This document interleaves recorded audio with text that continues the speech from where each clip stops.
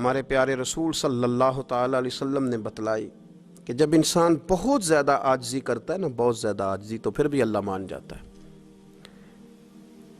جب وہ اس کے حضور بہت عجز کا اظہار کرتا ہے، بہت زیادہ عجز کا اظہار کرتا ہے، وہ ڈر جاتا ہے اس سے۔ وَلِمَنْ خَافَ مَقَامَ رَبِّهِ جَنَّتَانِ، فرمایا جو میرے سامنے کھڑے ہونے سے ڈرے گا میں اسے 2 جنتیں عطا کروں گا۔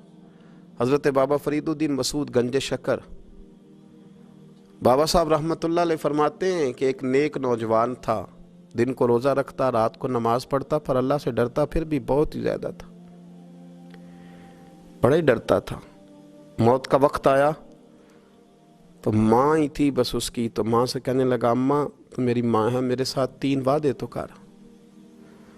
اس نے کہا پتر تو بتا، آخری ہجکی لے رہا ہے اور اس غریبنی ماں سے تو وعدہ لے رہا ہے، بتا کیا وعدہ ہے؟ عرض کرنے لگا اماں جب میں مر جاؤں نا تو میرے گلے میں رسی ڈال کے تو مجھے گھمانا گھر کے صحن میں، اور لوگوں کو کہنا جو رب کی نافرمانی کرے اس کا یہی حال ہوتا ہے۔ یہ اعلان کرنا جو اللہ کے نافرمان ہوں ان کا یہی اشر کیا جانا چاہیے۔ اور اماں پھر دوسرا وعدہ کر،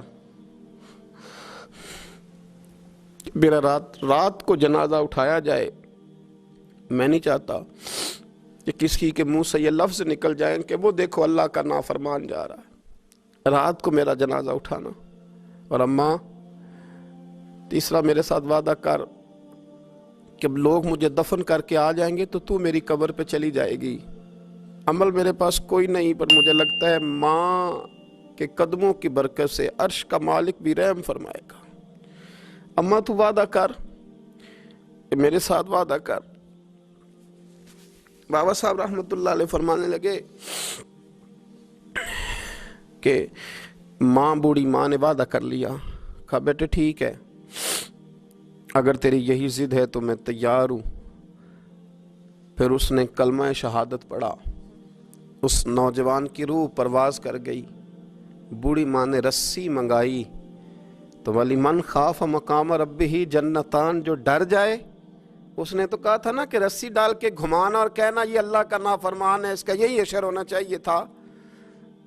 لیکن جب ماں گلے میں رسی ڈالنے لگی تو گھر کے ہر کونے سے آواز آنے لگی، خبردار یہ رب کا دوست ہے، اللہ کے دوستوں کے ساتھ اس طرح کا معاملہ نہ کیا جائے، اسے چھوڑ دیا جائے۔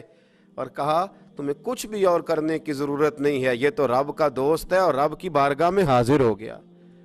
کوئی بندہ کہے گا کہ یہ تو ایک بابا فرید کا سنایا ہوا واقعہ ہے، سنیے، بخاری میں حدیث ہے، نبی پاک صلی اللہ علیہ وسلم نے فرمایا، حضرت ابو ہریرہ رضی اللہ تعالیٰ عنہ راوی ہیں، حضور فرماتے ایک شخص مرنے لگا تو اپنے بچوں سے کہنے لگا کہ میں جب مر جاؤں تو مجھے جلا دینا، اور پھر میرے جلے ہوئے وجود کو پیس دینا، پھر مجھے ہوا میں اڑا دینا۔ پتر مجھے اڑا دینا، مجھے بڑا ڈر لگتا ہے، اگر رب نے مجھ سے حساب پوچھا تو میں قابل نہیں ہوں، اڑا دینا مجھے ہواؤں میں۔ اگر اس نے مجھ سے عذاب لیا تو حساب لیا تو بڑا سخت حساب لے گا۔ حضور فرماتے ہیں، بخاری میں موجود ہے، اس کے بچوں نے اسی طرح کیا، اس کے مرنے کے بعد اسے جلایا، ہوا میں اڑا دیا۔ اللہ کے محبوب فرماتے ہیں رب کریم نے حکم دیا زمین کو کہ اس کے ذرات کو جمع کرو، زمین نے ذرے جمع کیے، خدا نے حکم دیا تو اس کا وجود پھر سے اسی شکل میں آیا۔ تو رب کریم نے فرمایا یہ جو تو نے وصیت کی تو کیوں کی؟ اللہ جانتا ہے کہ نہیں جانتا؟ یہ کی تو کیوں کی؟ تو رو پڑا، کہنے لگا اللہ میرے اندر تو طاقت نہیں تھی تیرے سامنے کھڑا ہو کے حساب دے سکوں، تجھے منانے کے لیے تیرے خوف سے ڈر گیا، میں ڈر گیا۔ اگرچہ ہمارے بزرگوں نے لکھا ہے کہ آج یہ وصیت کرنا، اس رنگ میں یہ طرز اختیار کرنا درست نہیں، لیکن آپ غور فرمائیے کہ نبی پاک علیہ السلام فرماتے ہیں جب اس نے کہا نا اللہ تجھ سے ڈر کے یہ کیا،